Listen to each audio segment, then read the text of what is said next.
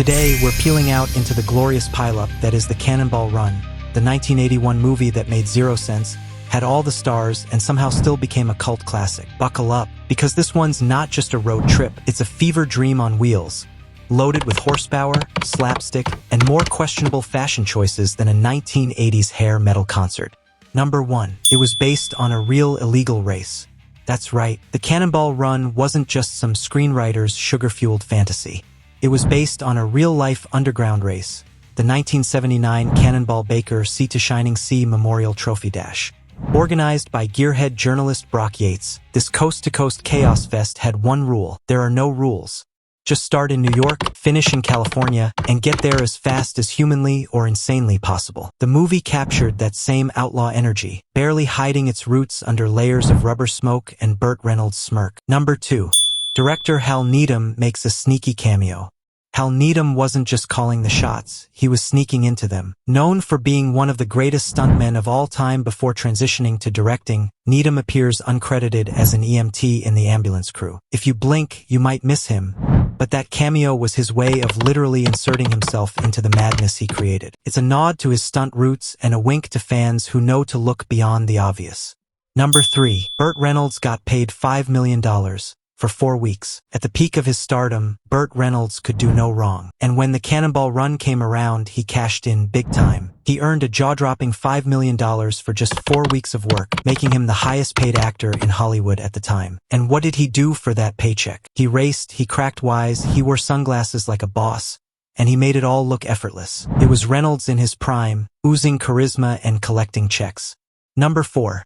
Jackie Chan was in it, and nobody noticed at the time. Long before he became an international action star, Jackie Chan made one of his earliest Hollywood appearances in the Cannonball Run. Cast as one half of a Japanese racing duo, he's actually Chinese. Jackie brought his signature physicality and charm to a role that American audiences didn't fully appreciate at the time. But rewatch it now, and it's all there. The lightning-fast moves, the timing, the Jackiness. It was a quiet start to a Hollywood takeover.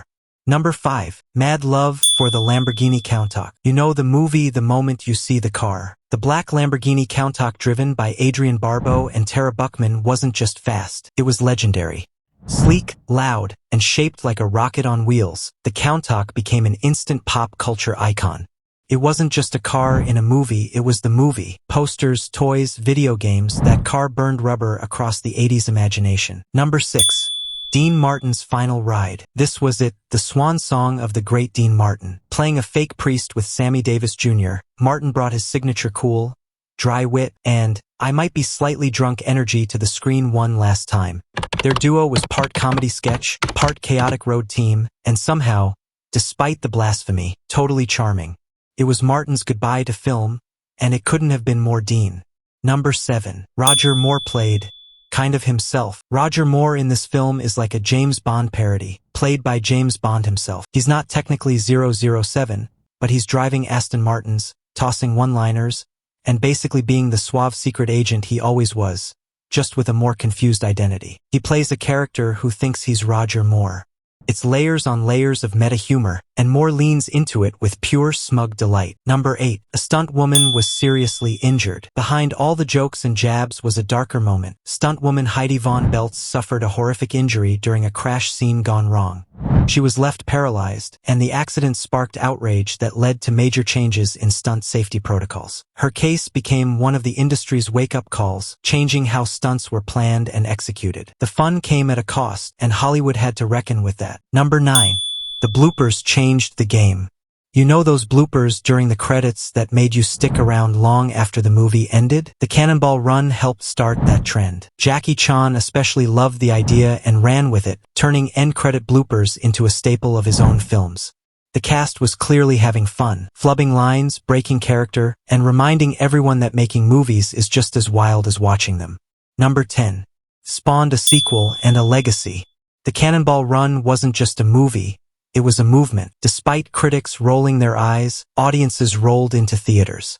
It earned big at the box office and paved the way for a sequel, Cannonball Run 2, and a legacy that includes arcade games, Sega's Outrun, countless parodies, and even real-life race reenactments.